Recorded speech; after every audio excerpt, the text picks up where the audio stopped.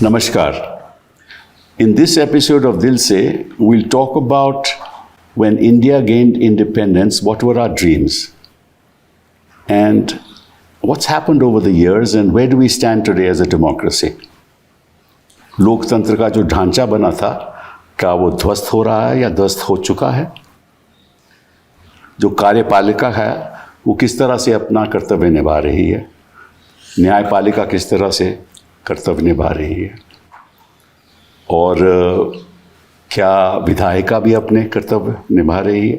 इन चीज़ों पे हम चर्चा करेंगे, क्योंकि कई लोग कहते हैं, maybe I am in somewhat to some extent in agreement with them, कि जो डेमोक्रेसी का जो ढांचा है, उसके जो स्ट्रॉन्ग पिलर्स हैं, जो स्तंभ हैं लोकतंत्र के, वो गिरते जा रहे हैं, ध्वस्त होते जा रहे हैं। और आज के दिन स्थिति ये है कि अगर लोगों के मत काटे जाएं and people are not given the right to vote, then what is left of democracy? तो एक इन ब्रॉड विषयों पे हम चर्चा करेंगे। And I have with me a man who is extraordinary in every sense of the word. ऐसी शख्सियत जो अपने मन की बात, कुछ लोग तो मन की बात एक तरीके से करते हैं, ये ऐसे शख्सियत हैं जो अपनी मन की बात बेबाक तरीके से देश को बताते हैं कि देश की स्थिति क्या है और देश में क्या हो रहा है। और ऐसे लोग आपको कम मिलेंगे हिंदुस्तान में। अभी लोग डरते हैं कि कहीं ईडी ना पहुंच जाए, कहीं सीबीआई ना पहुंच जाए, लेकिन ये शख्सियत इन चीज़ों से नहीं डरती। मैं किसकी बात कर रहा हूँ? जस्टिस काटजू साहब की। इनके जो दादा थे वो एक फ्रीडम फाइटर थे और वो मध्य प्रदेश के चीफ मिनिस्टर रहे। वो उसके बाद वो कैबिनेट में डिफेंस मिनिस्टर रहे, होम मिनिस्टर रहे। और इनके जो पिता थे वो भी लेजिस्लेटिव असेंबली यूपी के मेंबर रहे, उसके बाद वो जज बने। और इनके अंकल जो थे वो chief justice Allahabad high court के बने। और मार्कंडेय काटजू साहब एक ऐसे वकील हैं जो मतलब के एक रोरिंग प्रैक्टिस को छोड़ के, लेबर लॉ पे, टैक्सेशन लॉ पे, रिट पिटिशंस पे, रोरिंग प्रैक्टिस को छोड़ के ये न्यायाधीश बने। और पहले 1991 में ये बने जज इलाहाबाद में। उसके बाद 2004 में मद्रास में आए, फिर दिल्ली में आए और उसके बाद सुप्रीम कोर्ट में आए। 2006 से लेकर 2011 तक आप सुप्रीम कोर्ट में रहे। और आपसे मैं सबसे पहले ये सवाल पूछूंगा, क्या आप सोचते हो कि is democracy is in danger in India? ये पहला सवाल है।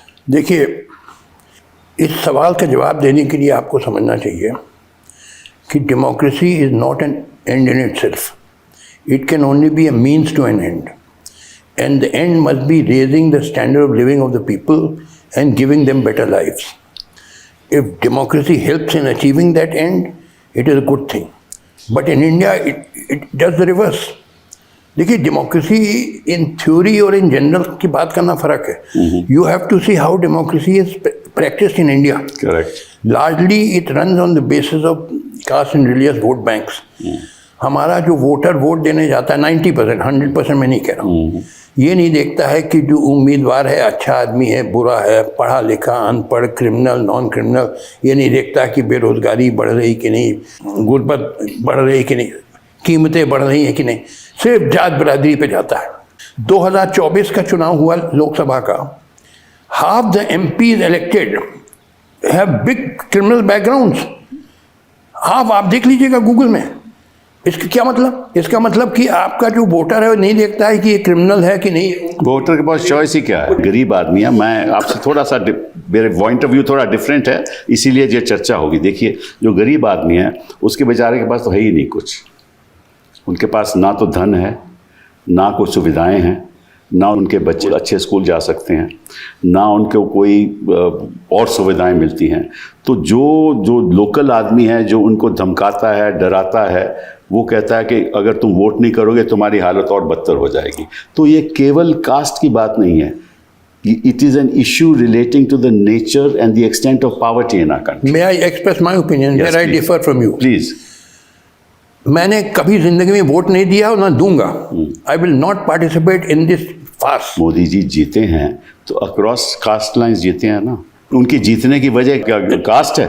उनकी जीतने की वजह सुन लीजिए अब यानी आपने क्योंकि पूछा आप बात कर रहे हैं ना कि भाई अरे feudal भैया है। आई एम टेलिंग यू कि देखिए 80% population of India is Hindu. I am only in answering your question कि everything is done on the basis of caste. Now, across castes, across creed, people voted for Modi. And if your logic is right... Muslim did not vote for Modi. I don't Muslims, agree. we are talking about the caste system in India. No, we're not talking about Yes, religion. because Hindu, they claim to represent Therefore- all castes, all Hindu castes. Therefore, no, it's not there's no Hindu caste. No, all the caste mean Brahmins and Yadavs and Dalits. So therefore, the SCs voted for them. STs, the tribals voted for them.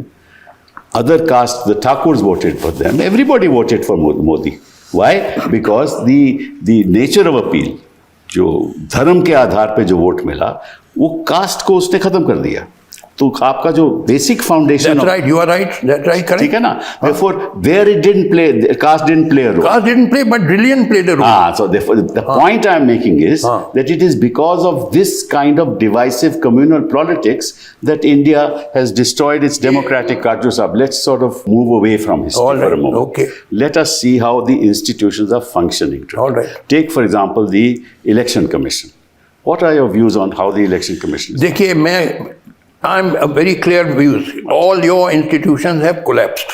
चाहे election commission कहिए, अब judiciary पे I don't want to comment much because मेरे ऊपर contempt of court एक बार चला दिया था इन लोगों ने. Just stay away from that. I am staying away, that is right. But I am saying all your state institutions have collapsed. Why? Because देखिए मैंने again I am coming back to it कि आप देखिए you are a feudal country. Please let me explain in detail.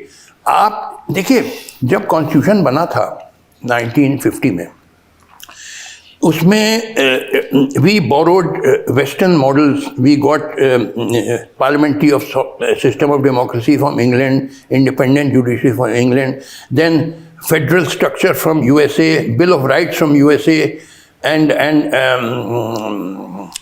वो Ireland से borrow किया वो जो चैप्टर 4 है. All that we borrowed from Western nations, and we set up a Western model constitution with fundamental rights and all that. In obviously the founding fathers were of the thinking that these modern institutions and modern principles will pull up our backward feudal society and bring it into the modern age. India was largely feudal. And it is still to quite No, I partly agree with you that India's mentality is feudal. सुनिए, तो उस time पे probably the thinking of the founding fathers was कि हम लोग when we transplant a modern constitution from above on our backward feudal society, this modern constitution will pull up the backward society and bring it into the modern age. This was the thinking. गलती इसमें thinking में ये है कि ये transformation of a country from backward society into a modern age cannot be done by making constitutions. But sir, this doesn't answer the question of how they have captured the institutions. Because the institutions have not been captured because society is feudal. Institutions have been captured because of greed. मतलब कि एक bureaucracy है, Correct. जो सही तरीके से काम नहीं करती. It has no spine anymore. जो CEC वगैरह जो बैठे हैं, वो सरकार के प्रति कुछ has nothing to do with feudal. It is because they have no character. And That's right, that is right. Right now, character is built through education. The point that I was trying to come to. Character is built through education. Education must try and encompass, imagine a society which needs to live together. जो आप reunion की बात करते हो, मतलब Hindus and Muslims must live together. But once on the basis of religion, आप society को डिफाइड करोगे और फिर पैसा इस्तेमाल करके through electoral bonds and other means आप सबको खरीद लोगे, तो that's nothing to do with feudalism. देखिए सुनिए, अब सुनिए मेरी बात सुनिए. जब इंडिया इंडिपेंडेंट हुआ, at that time our political leaders were upright people. They were highly respected. यही मैं बात कह रहा था. I can give you for example. Kamaraj was the chief minister of Tamil Nadu from 54 to 63. Correct. Kamraj plan. Highly, वो plan छोड़िए, highly upright. जो आज तमिलनाडु है, it is because of Kamraj. He was a bachelor, he died leaving no assets. मगर उसने सारे वहाँ engineering colleges खोले, स्कूल्स खोले. जब Pandit Nehru used to say that Tamil Nadu is the best administered state in India जो आज तमिलनाडु है, it is the gift of Kamaraj. अच्छा, West Bengal, doctor BC Roy was chief minister after independence. He did MRCS, FRCP from England and topped in both. And he had a roaring practice, private practice of 50,000 rupees a month. तो वो सब छोड़ छाड़ के 500 रुपये महीने की वो चीफ मिनिस्ट्री करते थे, और in 2 hours every day he would medically treat poor patients while he was chief minister. यानी आज कलकत्ता जो है, it is the creation of doctor BC Roy, जो सॉल्ट लेक बना है, ये सब उनका। Why this deterioration? मैं से एक बात पूछ रहा हूँ। हुआ क्या, देखिए क्या हुआ कि जो मॉरल डेग्रेडेशन हुआ कि आपने जो कैपिटलिस्ट सिस्टम, कहने को तो आपने सोशलिस्ट वर्ड यूज कर दिया कॉन्स्टिट्यूशन में, आपने कहा socialist economy, it was pure capitalism. अब तो बिल्कुल यहाँ नेकेड हो गया। Even individuals are owning half the wealth of the 143 crore population of India. क्यों हुआ? Because capitalism only nothing to do with feudal society. Profits. It aims at profits to help with the country. So therefore, profit कमाना है बस। इसका मतलब there are many complex issues. You are right. You are right. Not just feudalism. नहीं, that's right. That's right. Now it is character of people. Correct. It is the nature of our economy and the way in which it is worked. It is the use of religion in politics. It's a complex that is right. set of reasons which has resulted in this. Question is, I asked you a simple question. Why do you think the EC is functioning the way he is functioning? Nothing to do with feudalism. And why are the voters lists? ये मैं बता रहा हूँ, ये लोग चाहते हैं कि अच्छी कुर्सी मिली रहे, EC कमिश्नर रहना चाहते हैं अच्छे बंगलों में, कुछ भी करने को तैयार है। हाँ, तो अब जानते हैं कि ज़्यादा फूफा किया तो निकाल बाहर करेंगे, कान पकड़ के निकाल दिए जाएंगे। Correct. तो they want a comfortable life. तो जैसे ऊपर से ऑर्डर आते हैं वो दे डू इट। पहले तो ऐसा नहीं होता था। अरे बदल गया ना, धीरे धीरे सब बदलता गया ना। मैंने कहा कि देखिए, I have great respect for Jawaharlal Nehru. Nobody lifted a finger against him that he was corrupt. No, nobody could lift him. And totally secular. Right. After independence, we had politicians of very high character, very upright people. So it is a. मगर ये गिरता गया। Question is, we need to move forward as a nation. हाँ. Now, there are two fundamentals on the basis of which a nation can move forward. One, a system of elections that is not based on communalism, a system of elections where the voters' right to vote is respected, number one.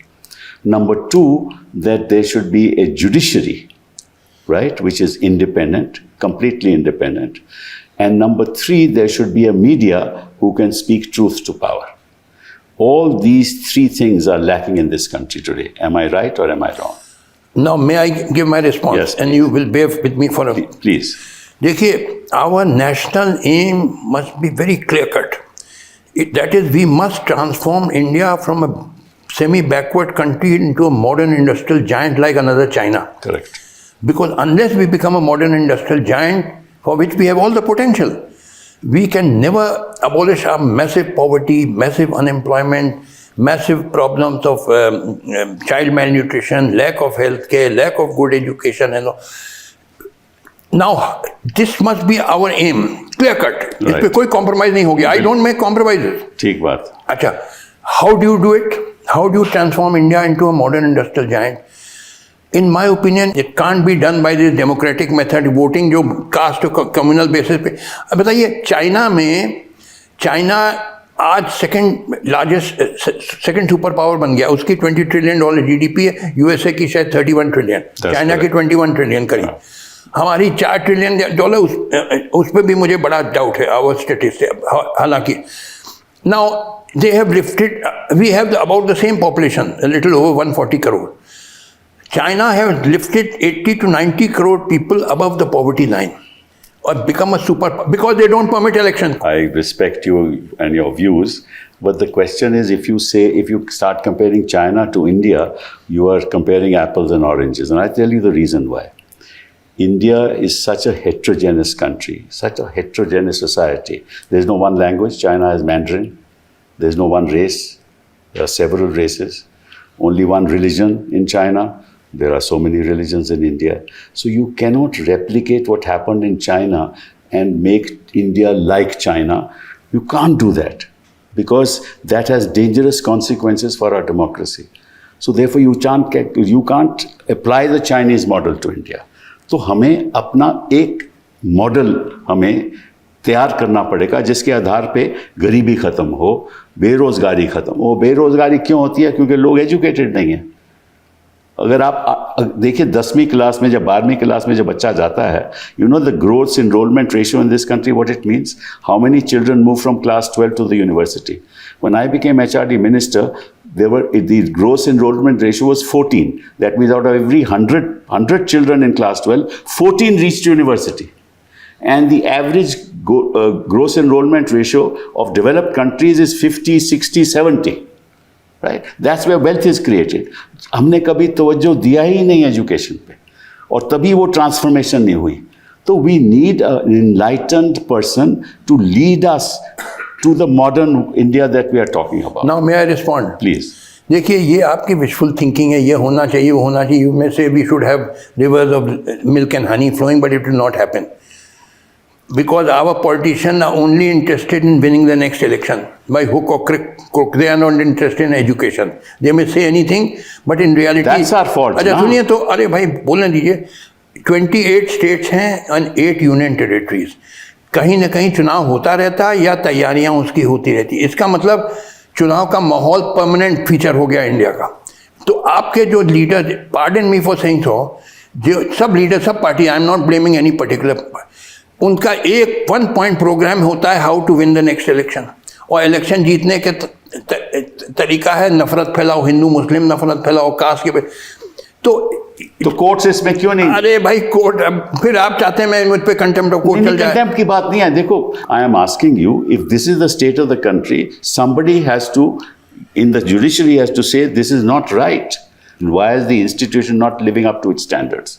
मैंने बताया ना, अब मैं देखिए, is it the appointment process? अरे भैया मैं बता रहा हूँ ना, आप सवाल पूछे जवाब सुनिए.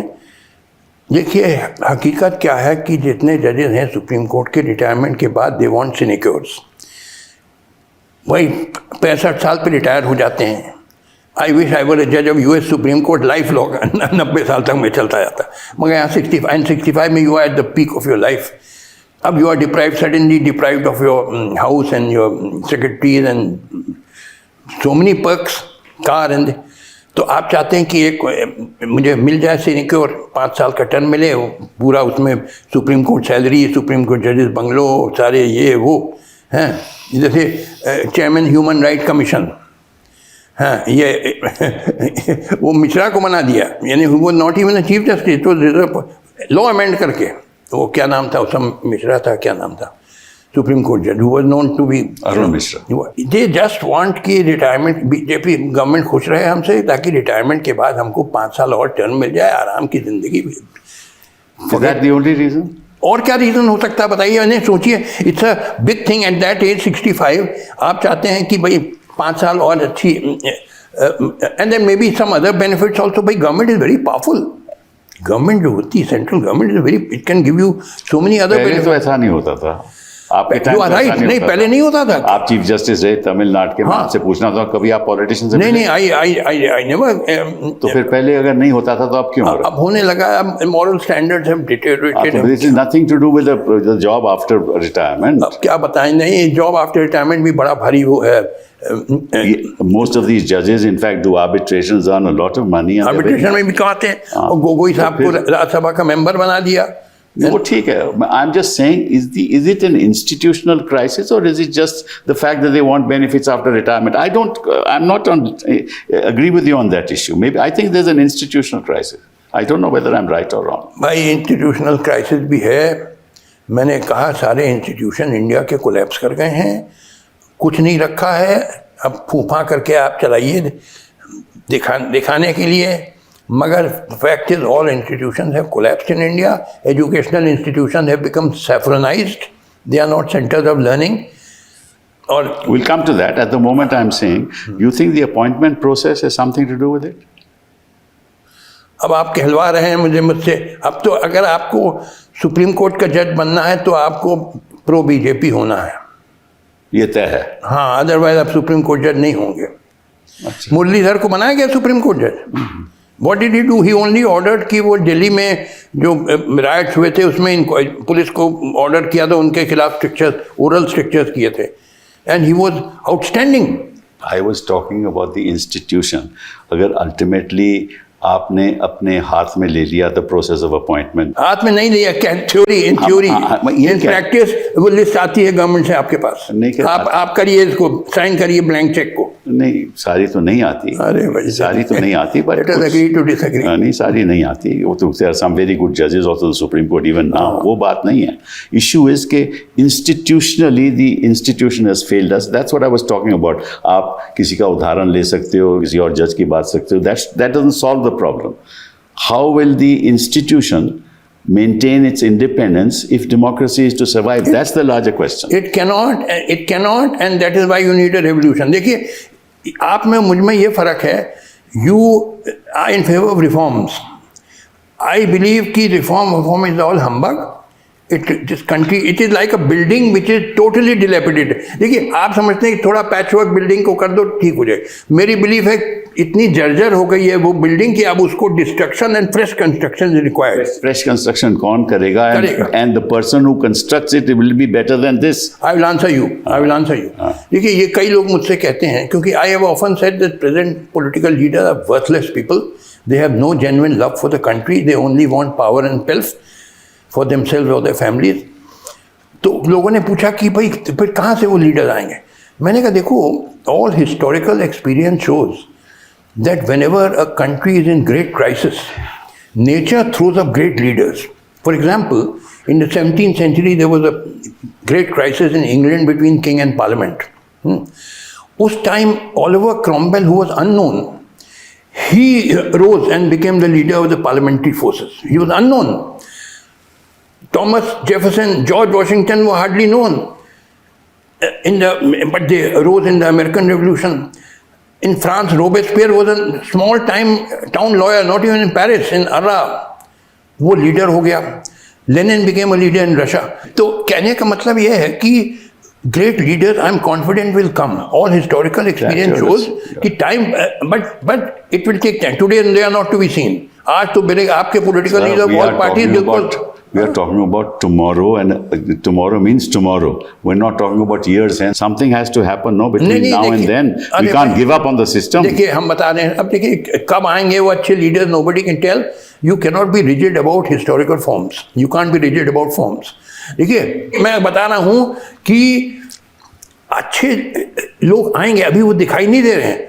It will take time. Be patient. If I see a politician, I want to run away. I don't want to talk more. Totally selfish and only caring for power and pelf. But ये तो अभी हुआ है sir, पहले नहीं था ऐसा. अरे धीरे धीरे evolve हुआ भाई. हाँ तो therefore ना, मगर अब आएगा फ्यूचर में. सुनिए, फ्यूचर में I am confident because historical experience shows, ऐतिहासिक अनुभव बताता है कि जब कोई देश संकट में पड़ता है तो प्रकृति अच्छे अच्छे नेताओं को लाती है ऊपर. तो आएंगे, but you have to wait for that. You have to be patient. It will take time. It can't come quickly. But in the meantime, India has to progress, ना? So no, in the meantime, India has to suffer. कोई progress होगा. देखिए, ये cockroach जनता party, सुन लीजिए. अच्छा, धर्मेंद्र प्रधान को अगर हटा दो, दूसरा एजुकेशन मिनिस्टर बन जाएगा, क्या फर्क पड़ेगा भाई? पहले तो हटाया नहीं जाएगा. He will remain unless Modi wants him out. He will not be removed. दूसरा कि हटा भी दिया जाए. नहीं, ये तो रिडिकुलस कि धर्मेंद्र प्रधान को हटा और चीख रहे हैं. आपकी पब्लिक चीख रहे, Dharmendra resign here. He will not resign. और दूसरी चीज, रिजाइन भी कर दे, दूसरा एजुकेशन मिनिस्टर आ जाएगा तो फर्क कुछ नहीं पड़ेगा. फिर कहता चीफ जस्टिस को आफ्टर रिटायरमेंट कोई पोस्ट नहीं मिलनी चाहिए और ये इलेक्शन कमीशन ठीक से. ये अच्छे रियल प्रॉब्लम जो हैं कंट्री के, massive poverty, massive unemployment, massive lack of health के, इस पर अभी दीपके का कोई बयान नहीं. देखिए, अभी दो नैरेटिव चल रहे थे इंडिया में. एक नैरेटिव जो बीजेपी ने चलाया था कि फास्टेस्ट ग्रोइंग इकोनॉमी और जीडीपी ग्रोथ, और हम लोग सरपास का, जापान को सरपास कर दिए और जर्मनी के करीब पहुंचने वाले थर्ड लार्जेस्ट इकोनॉमी. ये सब एक नैरेटिव. कॉन्ट्ररी नैरेटिव चल रहा था कि और बदतर हाल होती जा रही है. Things are getting worse and worse. इन्हें समझ लीजिए कि 12 million youth are entering into the job market every year, but less than 500,000 jobs are being created in the organized sector of the Indian economy. तो बाकी 11.5 million कहाँ जाते हैं?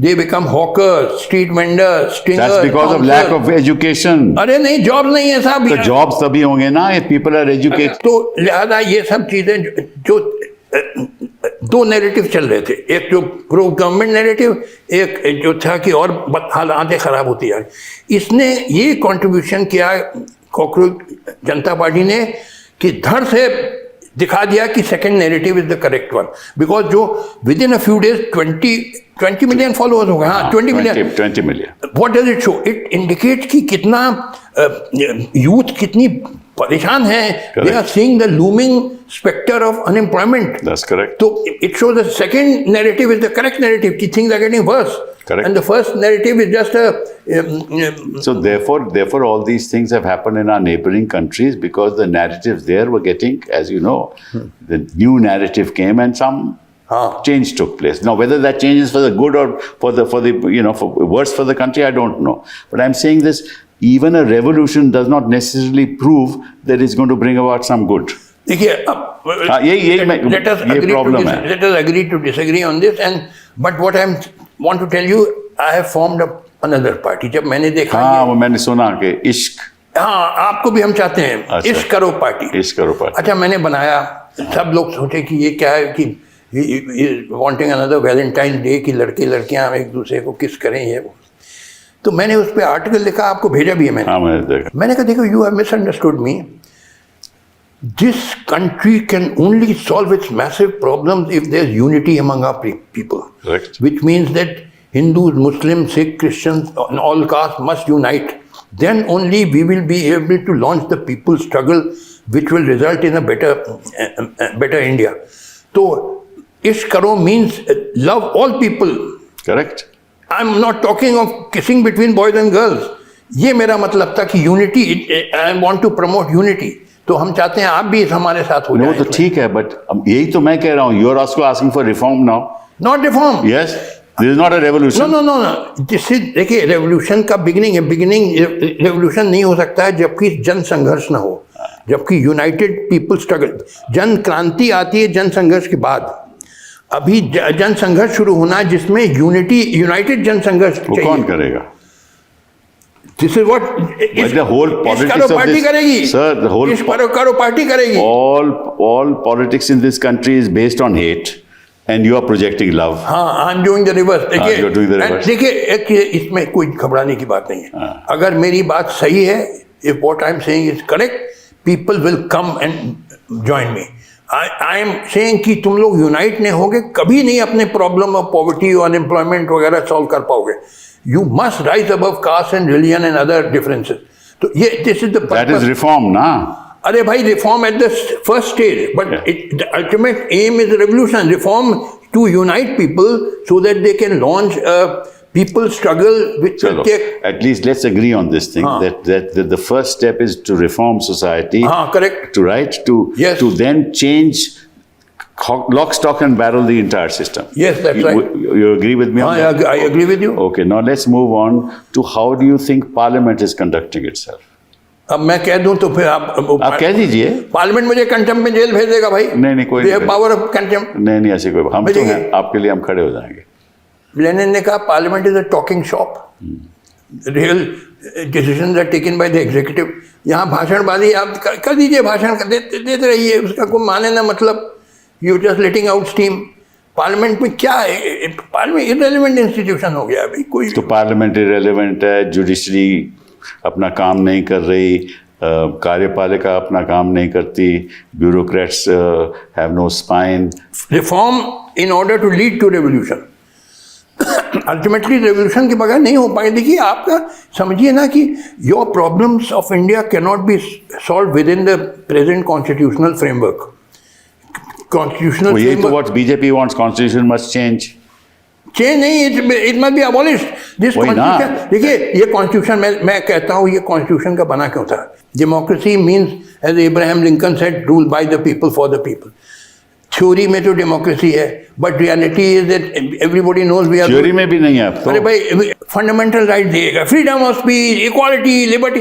अरे भाई, एक भूखा आदमी, बेरोजगार आदमी, उसको क्या मतलब फ्रीडम ऑफ स्पीच से? अब मगर आप लोग सपोर्टर्स हैं कॉन्स्टिट्यूशन के, डेमोक्रेसी के।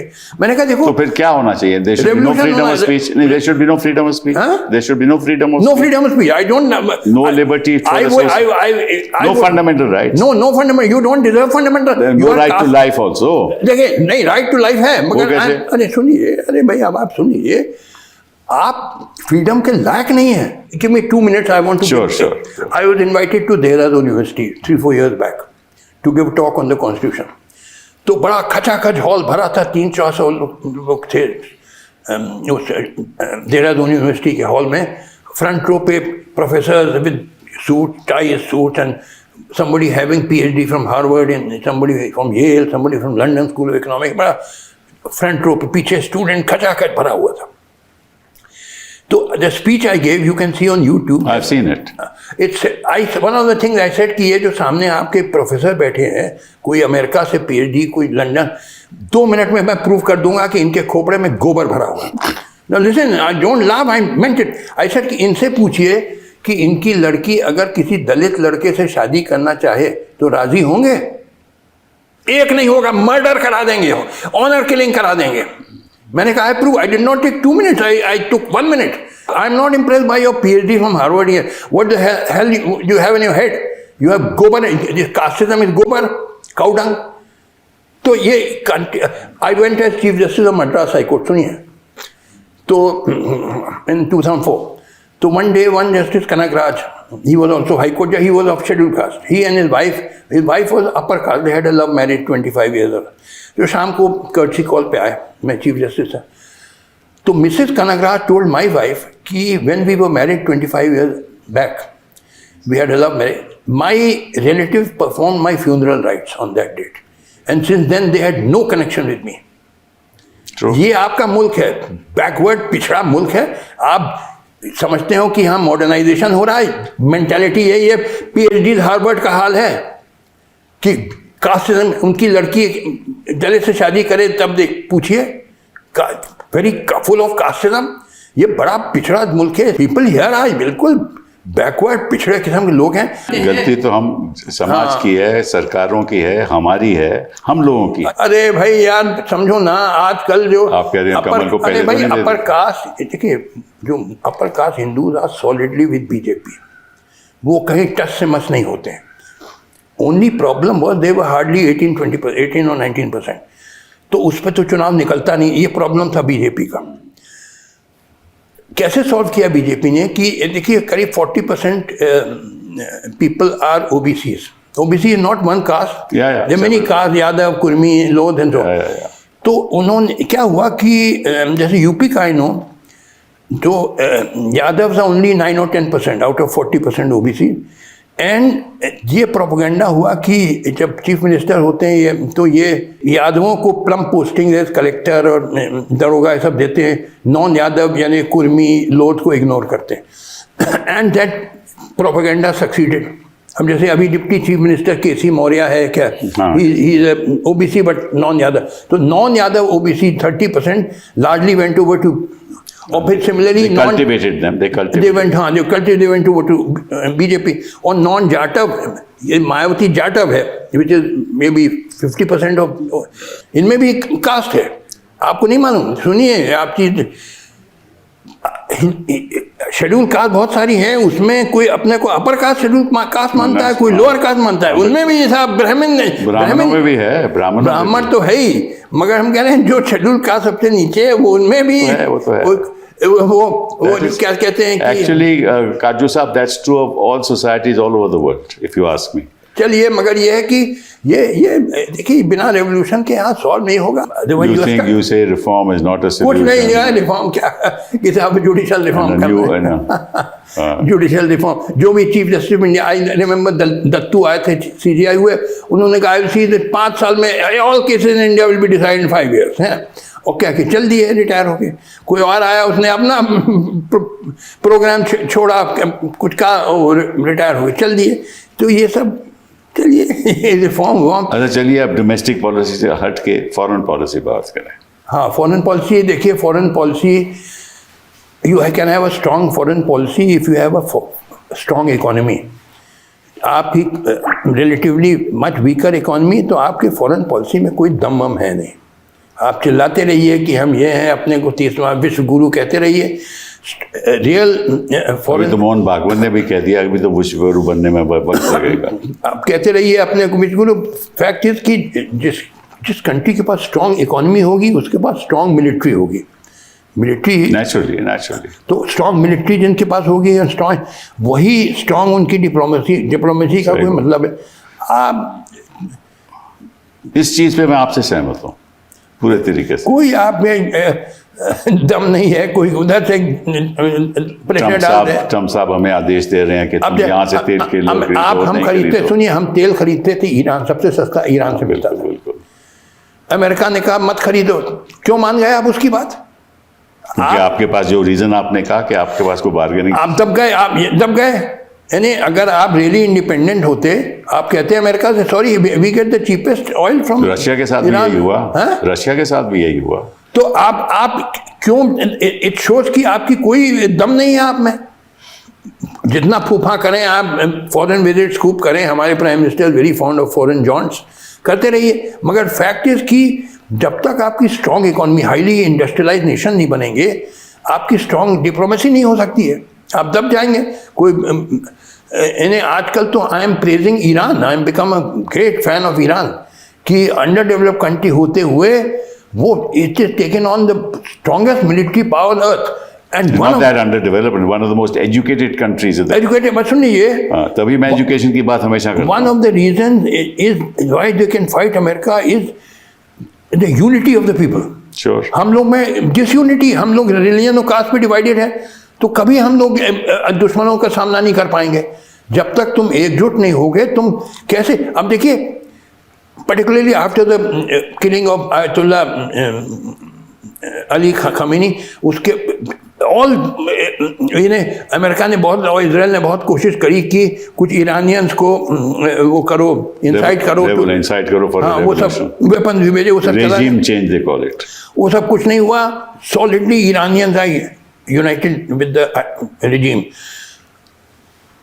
I tell you, I have written an article कि Iran is not just fighting for itself; it is fighting for the whole world. It's not Venezuela. You have written. It's not Venezuela, and it is showing the path to the whole world कि तुम लोग अगर unite नहीं होगे, तुम कभी नहीं अपने प्रॉब्लम सॉल्व कर पाओगे और दुश्मनों को फेस कर पाओगे। तो ये इंडिया को भी लेसन ईरान से आ रहा है। हम लोग डिवाइडेड हैं। We fight each other in the name of religion and caste and all that. कभी नहीं हम आगे बढ़ सकेंगे। तभी तो we need to change that mindset. हाँ, तो ये इसीलिए that starts with the education system in the classroom. And it starts with the इश्क करो पार्टी। नहीं, इश्क करो तो वही तभी होगा ना जब क्लासरूम में सही एजुकेशन होगा। क्लासरूम में कौन सिखाएगा साहब? हमारे टाइम भी तो टीचर होते थे, वेरी गुड टीचर। तो अभी तो कह रहा हूँ मैं, in hour it is not a permanent thing ना। अरे भाई, मैं उस जमाने, आई एग्री विद यू, उस जमाने में टीचर्स बड़े डेडिकेटेड होते थे। मैं 1951 में बॉयज हाई स्कूल इलाहाबाद में भर्ती हुआ, 11 साल पढ़ा। Very dedicated teachers. Whatever I am today, I tell you, 80% is the gift of my teachers. I bow down to them. और आपको भी, आप भी पढ़े, हम लोग के ज़माने में टीचर्स रियली डेडिकेटेड होते थे। Sure. आजकल तो ये क्या बताएं। अब मैं गया था एक अपने फ्रेंड में इलाहाबाद में, इलाहाबाद के पास गांव है उसका, तो फ्यू ईयर्स बैक, तो मैंने उसके लड़के को बुलाया, गांव में रहता है, मंझनपुर है इलाहाबाद के पास। तो वो 7th क्लास पास करके 8th क्लास में चला गया। मैंने कहा तुम 7th क्लास की अपनी मैथमेटिक्स किताब लाओ। मैंने कुछ सिंपल क्वेश्चन सॉल्व करने को कहे, he could not solve them. Correct. But I said you have been promoted. ASER की रिपोर्ट तो यही कहती है। सुनिए, I said you have been promoted to class 8, तुम तो 7th के प्रॉब्लम नहीं solve. Then I told him, and he was an intelligent boy. मैंने 2-3 शुरू के क्वेश्चन सॉल्व किए, he picked up and he solve the rest. तो ऐसा कि तुमको ये सब सिखाया नहीं टीचर ने? बोला मास्टर साहब ठेकेदारी करने लगे हैं। जब teacher had left job and become a contractor, दूसरा टीचर आता नहीं है। ये हाल है आपकी एजुकेशन का। That's the foundation. एक कॉलेज है, सुनिए, इलाहाबाद में अच्छा कॉलेज है, एक ज़माने में बड़ा अच्छा माना जाता था, CAV इंटर कॉलेज। एक ज़माने में बड़ा अच्छा कॉलेज। मैं गया, व्हेन आई वाज इलाहाबाद जज of Allahabad high court, I went to visit it. देखा क्लास में 300 student. I said how can 300 study in one class? वो नाम के लिए स्टूडेंट्स हैं, वो आते जाते नहीं. Real tuition is at home. वो real earning of the teacher is by doing giving tuition at home. ये आपकी एजुकेशन का हाल हो गया है in large parts of India. That's the root cause, according to me. कोई टीचर तो दे टीचर फॉर मेकिंग मनी. मैंने कहा ये 300 स्टूडेंट्स कैसे आपने एडमिट किए, जबकि rules permit not more than 40 और 50 स्टूडेंट्स. रूल्स में था. मैंने पूछा प्रिंसिपल से, आई वॉज जज ऑफ द हाई कोर्ट, कि रूल में है कि 40 या 50 स्टूडेंट ज़्यादा, आपने कैसे 300 स्टूडेंट एडमिट किए. बोले वो नेताओं का प्रेशर होता है, ये वो दे दो. बताओ कि नेताओं के प्रेशर आया तो आपने admit. 300, how can you teach? There are sometimes 90 students to one teacher. तो कैसे कैसे पढ़ाई होगी भाई. अमेरिका में जाता हूँ, my children there, I think 20-25 students in a class maximum. Individual attention देना पड़ता है. हम थे स्कूल में, मुझे इंडिविजुअल अटेंशन मिला, that is why I progress. मगर ये बच्चों का क्या हाल. 90% school, I am not saying 100%, there some good school, मगर 90% स्कूल का ये हाल है. क्या आप एजुकेशन की बात करें? Education is gone to dog. कुछ पहले तो ऐसा हाल नहीं होता था, इसीलिए. अरे भाई मैं आई एग्री विद यू. हम लोग के तो ये क्यों हुआ है?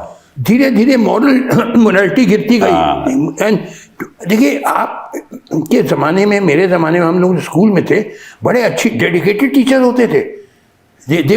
आई रिमेंबर हम लोग जो होमवर्क दिया जाता था, नेक्स्ट डे कॉपी सबमिट करनी पड़ती थी. जो घर पे होमवर्क किया, टीचर एग्जामिन करते थे कि कहीं गलती की, दे वुड कॉल एंड से देखो तुमने यहाँ गलती कर दी. कितना individual attention. You have to give individual attention.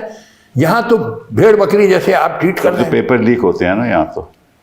अब आप बात आ जाएंगे लीक पेपर में, जो कांग्रेस जनता पार्टी की बात कर रही है, आप उसी पे आ जाएंगे. कांग्रेस जनता पार्टी की बात नहीं वो है. तो कह रहे हैं ना कांग्रेस जनता पार्टी. वो तो उनका मुद्दा है, लेकिन पेपर लीक तो 2000 मतलब के 14 से सबसे ज्यादा लीक हुए हैं. 11 बार तो लीक हुए हैं पेपर. देखिए, leaking is because of corruption. तो फिर तो करप्शन सब जगह है, ये फैल गया है सब तरफ. अब आई ओनली करप्शन. आपके जुडिशरी में Shanti Bhushan filed an application in Supreme Court in 2009 in which he named, he said out of 16 former CGIs, 8 are corrupt, definitely corrupt. 2 are there's a doubt about them, and 6 are definitely honest. नाम दिए उन सबके sealed envelope में. और उसके बाद other CGIs आए, उनके बारे में बड़ा क्वेश्चन मार्क. ये chief justice of India, not मुंसिफ. नहीं, उनका कितना लेवल ऑफ. हमारे बड़े बड़े अच्छे जज हुए पुराने. I agree, there have been good judges also. I'm not saying all judges are corrupt, but system खराब हो चुका है. but proportionately बढ़ गया ना. देखिए, proportionately corruption बढ़ता जा रहा है. See, the thing is कि you are in despair and I live on hope. That's the difference. No, I am live in hope also. I live in 100 times more hope than you. No, I have a hope even in the present system, no matter how terrible it is. नहीं, I am against this system. It has to be. सुनिए मेरी बात. There is a statement, I don't know who said, there is no construction without destruction. आपको destroy करना है ये system if you want to build a better system. ये this system is like a building which has become so dilapidated कि इसका कोई repair अब नहीं हो सकता. आप चक्कर में, अच्छा आपकी ओपिनियन है कि रिपेयर हो सकता है, मेरी ओपिनियन में it is become so dilapidated कि आप इसको डिस्ट्रॉय करो और fresh building. That's the difference. हाँ, that is difference. That's the difference. But on that difference, हाँ, thank you very much for being here. My pleasure. शुक्रिया आपका, बहुत बहुत धन्यवाद.